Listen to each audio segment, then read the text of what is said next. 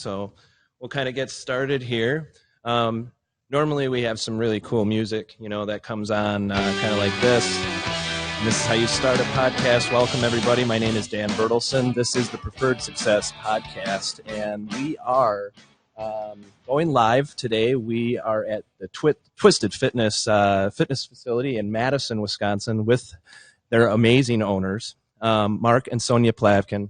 And within this gym, and certainly there'll be video that will be attached down within this live video too, some links to their websites and some of the awesome videos of just inside of this amazing gym. But I am here today to interview these guys, and what we do at the Preferred Success Podcast is we're looking for people that have taken something that resembles a failure or felt like one at the time, or just was something incredibly hard that has somehow contributed to your success today.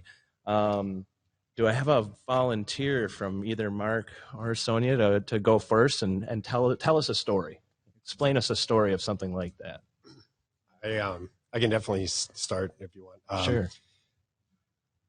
The thought that comes to mind is obviously this place, and kind of we're seeing the end result of almost 20 years of work. 20.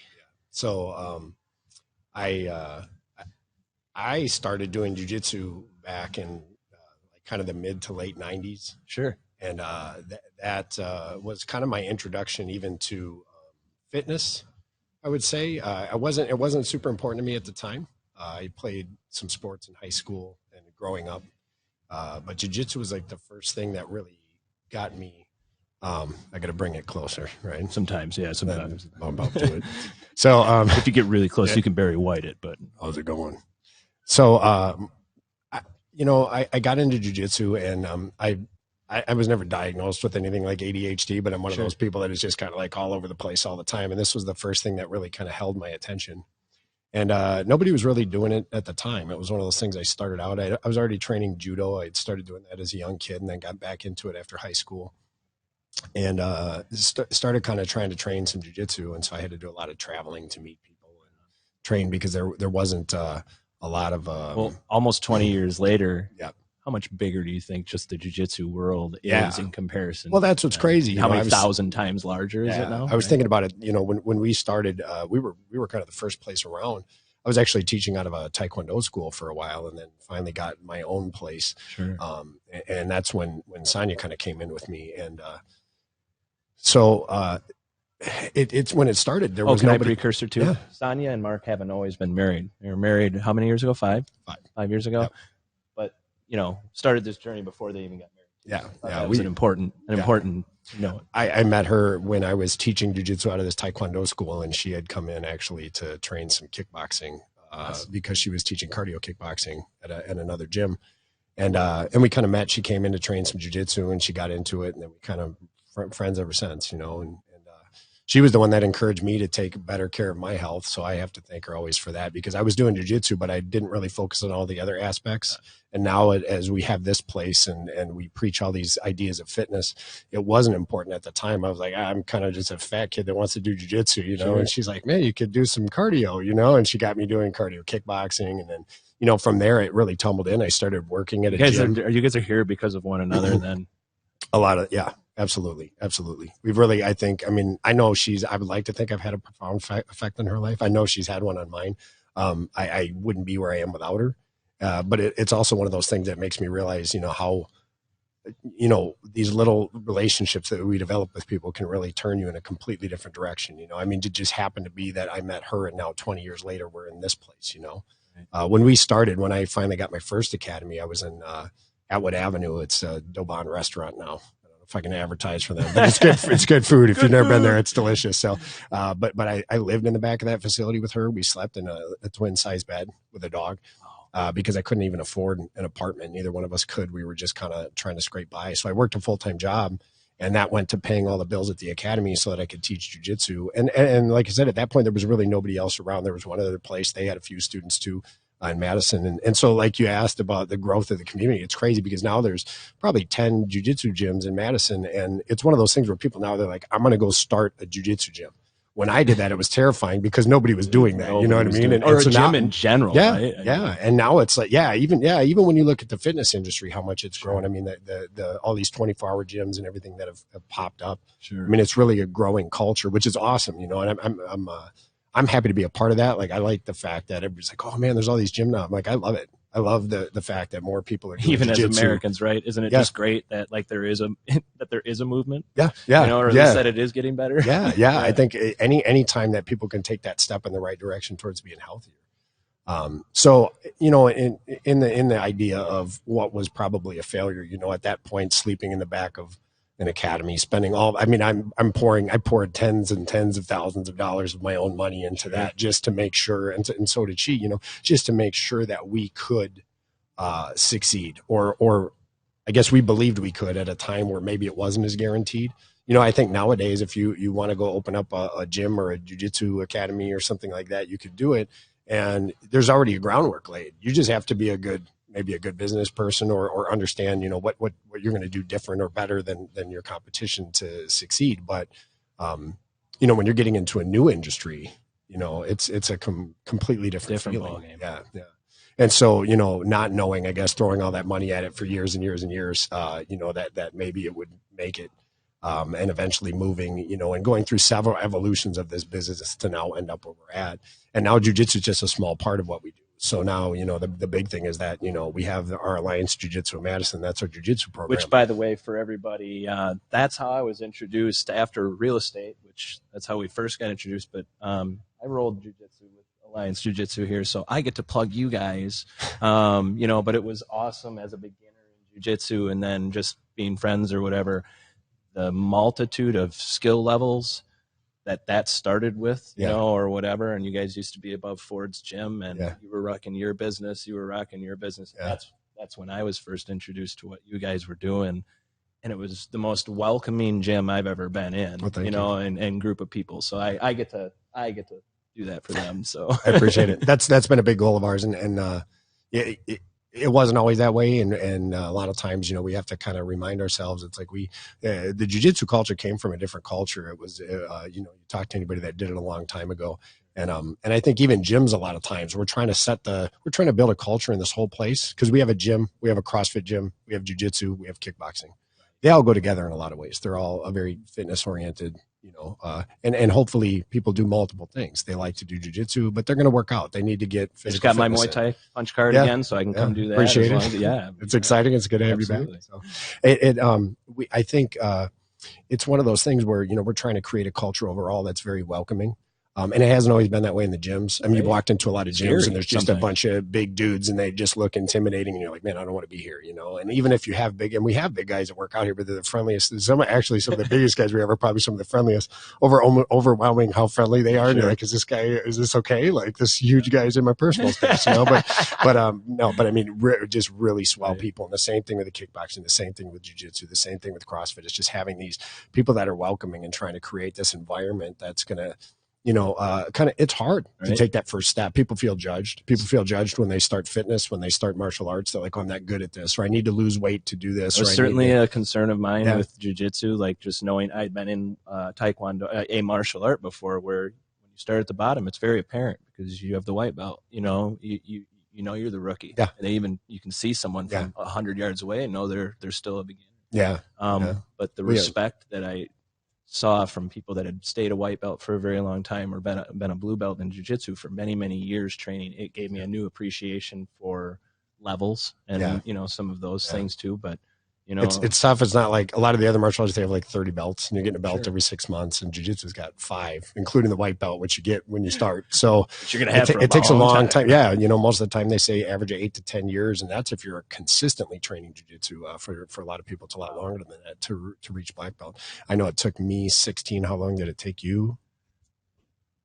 Probably about that long too.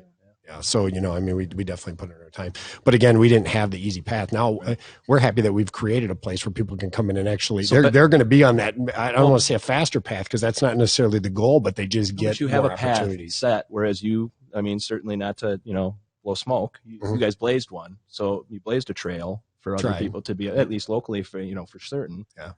Back to that challenging time when would you say then one of the bigger lessons you guys have learned that have made you successful then is don't throw money at something until you know what you're throwing money at? Is that from a business standpoint, just to take it there? I think that's probably part of it. I honestly, and I think that, as she gets into speaking a little more too, you're going to hear the same thing out of her. Like both of us have a lot of perseverance. And so I think that, it's at the time, did I know that I was throwing money at the right thing? No, but I believed in it. And I think that's huge. I tell our people all the time, like just going to a jiu-jitsu tournament, the guys are doing one this weekend and they're like, oh man, it's my first tournament. I'm like, you just got to believe in what you know, and you have to go out there and you have to try to do it. And if you don't, you're not going to succeed. And that doesn't matter whether you're doing martial arts, whether it's if you go downstairs and you're going to try to lift some weights and you're like, I can't lift this. Yeah, you're probably not. So what you're describing is something I too deal with, and I think we all do as small business people too. But everyone we're around with their limited beliefs about themselves, including myself. And I'll be the first one to admit it. Hell, I admitted it to you guys, I think, in the gym more than once, where like, this is my fear, or this is what I'm having an issue with, and disproving those fears is pretty easy physically. But we kind of have this philosophy of always showing people a new 100%. I say, what's your 100% effort? So let's say I want you to do 20 push-ups, and you're like, that's my 100. I can do 20. That's it. And you get to 20. I'm like, yeah, we're going to do one more. 21. That's your new 100%. So you know what I mean? And it doesn't matter what you do. If you can show somebody just a little bit more and you help them, you're just, okay, hey, we're going to lift this 5 more pounds. I'm going to help you. You know what I mean? Even if it's just by standing over you, telling you can do it, but people do it. And then they find that new 100%, And so for those listening, it was a 2-pronged point that I want to highlight and take out of here, for everybody that may be listening to this or watching right now. If you don't believe in yourself, you're screwed.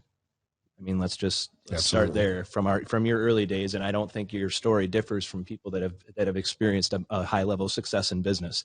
They had to grind it out. Yep. They had to do some of those things, at the very beginning. But the second, or the flip side that I heard out of you too is that if you can't get others to believe in themselves too, that is also your job. Now, once you've figured out how to believe in yourself as a good business person, it's then let's go figure out how to get other people to believe in themselves. Yeah. And I'd be lying if I didn't say that's my favorite part of the job. I really, it's like I love doing what I do, but I love doing what I do because I want to watch other people be successful. I still focus on me. I have goals, but the reality is like, that's my biggest goal is for jiu-jitsu, at least my students to be better than me. Right. What's really obvious about that, and it's a perfect interlude, is introducing your wife. Yeah. And I'll let you do that because I don't even know if I pulled it up online right now, if we'd have the time to read off, I think, what you guys helped each other do in Worlds, and the titles that you've taken in the last 5 years is mind boggling. Yep. And this is for everybody out there, because she won't say it. And I don't even think Mark will. These are 2 of the most humble people I know. There's nobody in the world better than this woman sitting here. And she's from Madison, Wisconsin. You can come visit her gym and be a member here in Madison, Wisconsin. And you're sitting in front of somebody who will whoop the snot out of everybody in her classes and what she does. And it's just, I think it's unreal that, I get to hang out and you're married to her. Yeah, right. So, but why don't you? Yeah, I'll pass you over. I don't know if she wants to announce her titles. She's a six-time Master World Champion. And how many Pan American champion now? 4-time. Yeah. Wow. And those are including the open classes. So she'll even fight the big girls. She's but the crazy thing is I'm going to pass you over and she's going to tell you kind of her story of perseverance. And what's amazing is all of that happened after kind of a lot of trials and tribulations that she's going to explain. And so I'm going to pass you over to her. I'm happy I get to introduce her. Thanks for letting me do that. Absolutely. So it's always a pleasure. So my wife, Sonia, everybody. Thank you. Sonia Plavkin, how's it going? Good. So, well, first of all, I want to stop real quick and just thank you guys both for doing this because it's fun. Gave us a chance to reconnect, and it's also a form of accountability for everybody that's in business to reconnect like this or whatever. And hopefully your podcast helps some people, and some of the things that you say today help some people. That's the only reason why I'm doing this too, is to hopefully expose awesome people and expose awesome ideas. So take it away. All right. Well, I can't stress enough some of the things that Mark said, just, perseverance and how much work it took to get here. And I know you mentioned the point of not just throwing money at things. And I think that's kind of what we've lived by, is more that money isn't a replacement for hard work. You can't just buy your way away from the hard work that goes into it. And we really talk about around here, two kind of ideas. One is embrace the grind. Embrace the grind. Embrace the grind. Yeah. We kind of live by that. And then the other thing is, you're only as strong as you think you are. You're stronger than you think you are.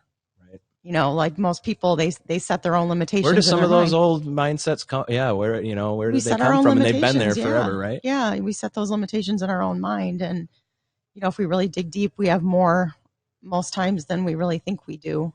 It's just sometimes having the right encouragement or the motivation or the people that are that positive influence in your life. Well, it's obvious because you guys are still here that you guys are pros at this now. What was the really hard one for you then? What was a really tough one? The hard one for me, I've trained jiu-jitsu with Mark since probably 1999. Always been into health and fitness. You talk about those relationships and how we end up where we are because of the relationships that we've had, the people that we've been exposed to. And, I had someone that I met in college, a boyfriend I had in college, that introduced me to weight training. And that was back at the time, when like Corey Everson and the Mr. Olympia and all of that was like, bodybuilding was becoming kind of this big thing, and fitness in general was becoming this big thing. Almost the way jiu-jitsu was being born later. Yeah. Sure. I mean, prior to that, gyms weren't really a big thing. So that whole movement was taking off. And I felt really lucky that I had someone in my life that introduced me to weight training, because I had never lifted a weight before or been exposed to that prior to that. So because of that and my journey into the fitness world, I eventually, met Mark, and I got into jiu-jitsu. I don't know how I didn't hear that, how you guys actually met before now, after all the conversations we had over the years, but that was awesome. So thank you for sharing that too. I make the joke that, we're here partially because Mark saw the Karate Kid, the movie, when he was a kid, and he wanted to train karate, and there was no karate where he was living in Texas, but there was judo. So that's how he ended up in judo. So because of the Karate Kid, that's awesome.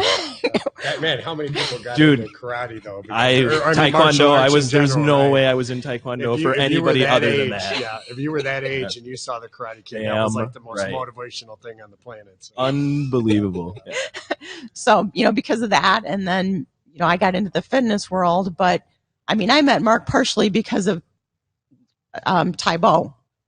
The whole Tae Bo movement, if anyone remembers, God. Billy Blanks. Billy Blanks. Yeah. Shout out Billy Blanks. And because of Tae Bo, all these health clubs started offering, cardio kickboxing classes.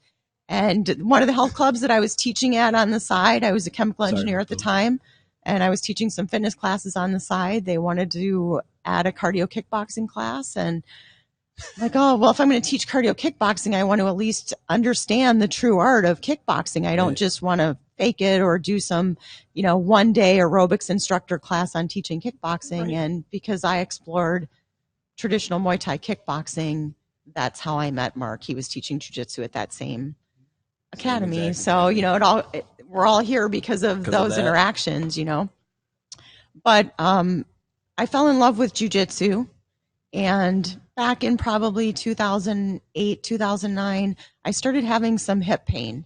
And it wasn't anything that was debilitating. It was just like this. I was around for this, so I kind of, I remember. Yeah, some discomfort, and it just progressively got worse from year to year. And I would bring it up with my doctor, and it was just kind of like, well, we can do some x-rays. The x-rays looked fine. Hey, you're training really hard. You're still training, so you must be fine. Right. And then it got to the point where it was getting pretty bad.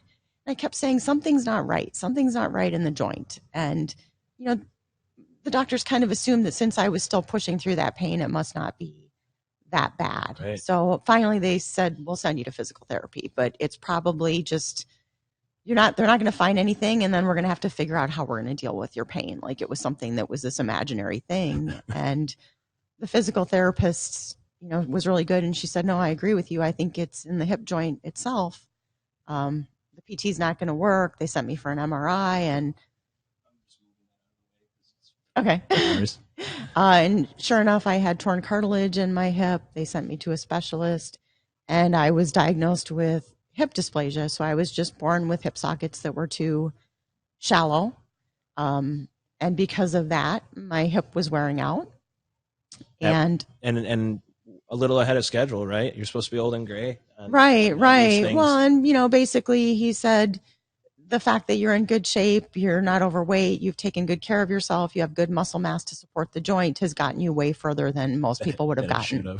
Yeah. And he said, oh, well, we can clean up the cartilage and that'll buy you more time. So in my mind, I'm thinking, okay, this is not something I need to address now. It's going to be all right. And they did a surgery to clean up the cartilage, and it didn't really do much. It was worse than he thought it was going to be. And within a few months, it was to the point where I was struggling to walk. Dang. And, I was still trying to train. I still even competed at Pan Am's that March, and I just you were still helping people. You were still doing massages. You were still, I was you still were working training like crazy. There were nights I was, in tears training, but I had such a love of jiu-jitsu and teaching and training that I just I pushed through it. Yeah. So I finally went back in. I'm like, I'm in so much pain I can barely walk. Yeah. And he said, well, let's do another x-ray. Did another x-ray, and he said, well, your cartilage is gone. You're bone on bone. There's nothing we can do. You need a hip replacement, and you're not going to be able to do jiu-jitsu anymore. It's just the reality of having a hip replacement. You can probably teach, but you won't be able to train, and you won't be able to compete. And of course, I'm sitting there crying hysterically in his office. And all he said to me was, you can't be an athlete forever. And he walked away and left me with his nurse to schedule hip replacement surgery. What a turd. Sorry, I'll just say it straight up. Yeah, you can't. It's frustrating. Yeah. You can't be an athlete forever. That's what he said to me. Wow. So, Hey, wait, before I call him a turd again, that might have been been the motivation you needed, is someone to tell you. Yeah, you're just not going to do this anymore. Sorry, I forgot. I know the story. My fault. Keep going. So of course I went home, and this was a critical time, because here we had this business, and I've been told by doctors that I'm not going to be able to train with my students anymore. I'm not going to be able to compete, and that of course affects the whole future of what we're doing for a living. And we just both said we're not willing to accept that. That can't be the only answer that's out there. So we started doing research, and luckily connected with people that had surgeries overseas, and got in touch with one of the top hip surgeons in the world in India. And within a couple months, I was in India having hip replacement surgery with better technology and better technique than what was offered here. Yes. And what year was that? That was 2012. Wow. Holy cow. Yeah. First of all, I think it goes without saying, when somebody tells you that anything is over, that significant in your life, that's enough to tear you apart as it is. But how in the hell? Okay, so you're going to go to you find a solution. Yeah. So that I think you probably just shortened up probably the most painful part maybe of your life into and it really, really sucked for a little while until I went to India. So I'll just say that, but I guess that's good though. We don't need to, you don't need to swell up and stay in that pain, right, of when it was, but how the hell did you get the courage to know, because that's 16,000 miles away. Yeah. That had to just been scary as hell. Scary. Money, I would imagine. That's out of pocket. So that was another big investment. Obviously we couldn't both afford to go. Right. Because we had a business at the time. That's right. And Mark was willing to drop everything to try to go. And I just said, no, the business someone has to take care of the business. Sure. I can do this. I can go. I can have the surgery. I had a friend that was willing to go and could go for a week, and said, well, I can either, go when you have the surgery, and then I'll have to fly home, because I had to stay for 2 weeks before it was safe to fly. Sure. Or I can, come for the second week when you've left the hospital and gone to the 5-star beach resort that they send you to recover. To cover. And it seemed like maybe that was better to, Maybe, have company at the 5-star beach resort than make someone suffer through. So those of you in the healthcare industry around here, if you're listening, if you could start tuning up those things to include a little bit of 5-star beach resort action after surgeries. Yeah. But so we made the decision that he should stay back and that I would just, put on my big girl panties and go and go have a surgery. And I didn't sleep for 2 weeks. That doesn't surprise me. I think in retrospect, I thought I can do this. This is going to be fine. Of course, everyone puts you in panic mode because they can't believe you're going to what they deem to be a third world country. Sure, right. To have a major surgery. So a lot of people treat you like you're crazy. And they're anything but third world, aren't they? Right. And I think we both thought it would be fine. And then I got there, and the day before my surgery, I'm thinking, what was I thinking? I need Mark here. Sure. You know what I mean? And he's back home thinking, what was I thinking?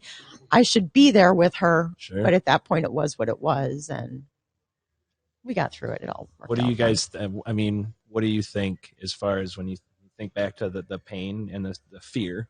Because they're just, that had to have been the most amount of, is that the most amount of fear I would guess that you've ever faced in your life?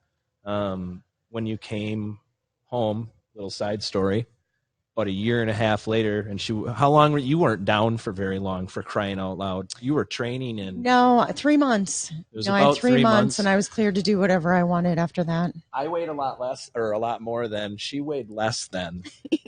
And she choked me out with her toes right about here because I refused to tap because I outweighed her by 70 pounds. And I'm like, there's no way I'm letting this person that's 1.5 feet shorter than me and that many pounds make me go to sleep. And she's like, are you sure? She gave me more than one opportunity.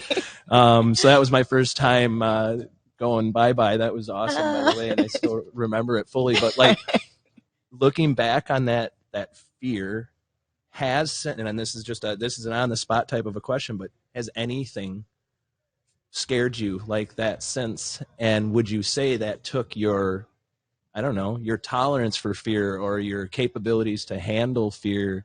Do you think that was I'm never going to face anything that scary again type of a thing? Or how do you feel about it? I think in retrospect, Yeah, that was probably the scariest experience that I've been through. The night. So I think I arrived in India at 3:30 in the morning, and they take you to a hotel. The hospital takes you to a hotel, and then you have a whole day just of rest and recovery. And the day after, they come get you and they take you to the hospital, and you have all your pre-surgery tests run. So at the time, they were having all these brownouts in India. So it's like the day before my surgery, and I'm in the hotel, and the electricity keeps going on and off. And in my mind, I'm thinking, I'm going to be in the middle of surgery, and the power's going to go out, and I'm going to die. And oh my God. And I kept trying to tell myself, oh no, they have backup generators. It's a hospital. Everything's going to be fine. And I had to keep telling myself that, but it was, more than a little scary. Yeah. And the hospitals there it's just different. It's a different experience, than in the United States. Yeah. Here we equate newness with quality. And it may or may not be a correct assessment, but we assume that things that are new must be quality. And nothing there looked new. Nothing smelled like our hospitals.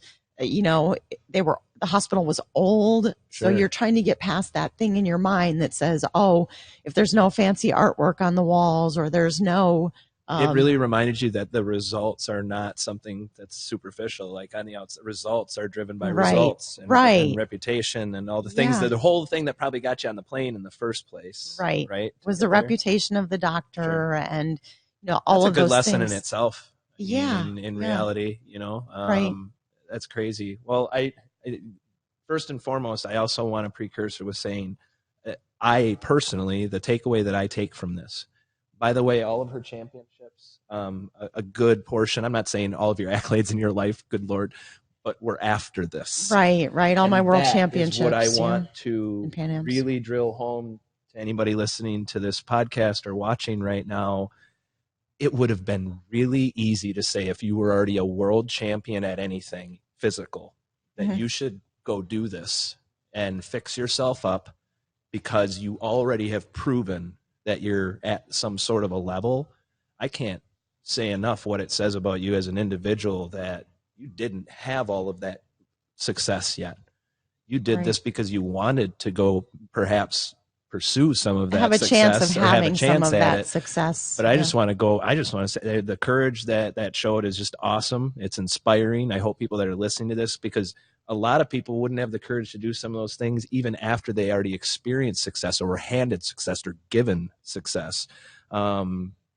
You did it. You faced that fear before you had it. So I think that's awesome. And I think that's, one of the things that jiu-jitsu has probably taught both of us is that there's always an answer. You just have to look for it. Sure. And Mark would probably say the same thing, that's something that he's gotten from jiu-jitsu as well, is that there's always an answer. You just there was look something for it. I remember being on the ground with one of you, where it was, it was actually what opened my mind to the fact that there's different style of people that do jiu-jitsu. There's not one form. There's not one style that works, right? And because of that, this person's better at this style, or better at this escape, or better at these things, while as this person's better at that.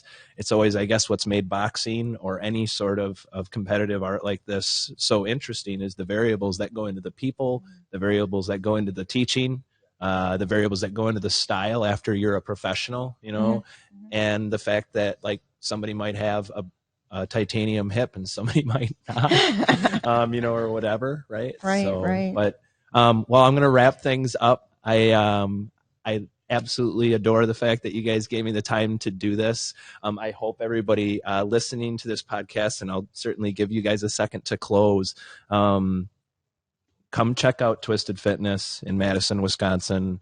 It's a great family of people that deeply care about one another. I won't share any other details, but as I walked into this gym this morning, there's somebody that you guys care about there divulging to you what they're going through. And I don't think people just walk in and do that at a gym. To the people that own their gyms, or whatever, people come here because of you guys. And so that's why I wanted to do this with you. I wanted to showcase you guys. So Mark, did you have something you wanted to close with or say, or? Not really. She covered it all. No, thanks for taking the time really to talk to us, and I guess allow us to share a little about absolutely what we're doing and kind of shining a light on that, because I know we're not always perfect at it. Nobody is. But we really are.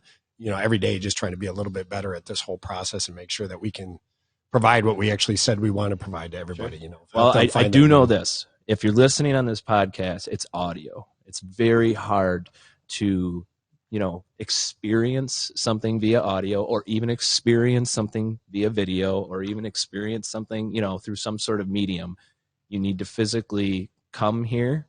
I assume, and the gym, you can come try it out. There's probably a trial period or whatever. Free workout, you can get free jiu-jitsu lesson if you want. You just you can come check the place out and we can schedule you in for the reason I wanted to promote that, or whatever, because that's how I showed up. And that's how we got to know each other, and I became your real estate agent, and then it was like, and it seems like it wasn't that long ago, but it's been a while. So anything else you wanted to share? No, pass it back to her. Sonia? It has been a while, Dan, because I think we bought our house 8 years ago. Right on. So that's how long we've known. Well, and you know what? I'm really happy you built this, because this is your house too. Yeah, so it is. From that standpoint, watching this get built and watching, it's so easy to sit here and talk about 20 years, of anybody's business and whatever. But I think it's just great to highlight again, everybody goes through what you guys went through. If you're going to be successful at any level, there was a gutting period. There was a period where you had to give the grit, where you had to rise and grind and take care of that. And I'm out there looking for a situation where it doesn't exist, but I'm not finding any success where it didn't exist. So the perseverance and, the stories you guys have shared with us, hopefully it motivates somebody that listens to it. And if it does motivate just one person, to completely change their life or whatever, that's what I hope, our little conversation, did. Just don't give up. Just don't give up. Don't Whatever ever it is ever you're doing, ever just give up. Don't give up. It's a Exactly. really, really great parting piece of advice. Anything else? No, that's it. Don't give up, Right on. and we're here to help people realize that you have a different 100% than you think you have. You're stronger than And you think you are. Yeah, Right you're on. stronger than you think you are. Well, and I the reason I know that's also to be true is because when you're in the Army and you're in the boot camp phase and you're a young Oh, yeah. person, and they're beating on you, they're never afraid that they're going to hurt you. 'Cause Right. They already know for a fact you can't do to yourself. You're not going to be able to hurt yourself by trying too hard at that age. Yeah. I mean, Right. maybe you can now at our age, but you can't then. So, Right. hey, this is us signing off from the Preferred Success Society podcast. I want to thank everybody who joined us, everybody who tuned in online live, and then, of course, if you're listening to this, go check out Twisted Fitness, Madison, Wisconsin. Get your gym on, get your happiness on, get healthy. We'll talk to y'all later.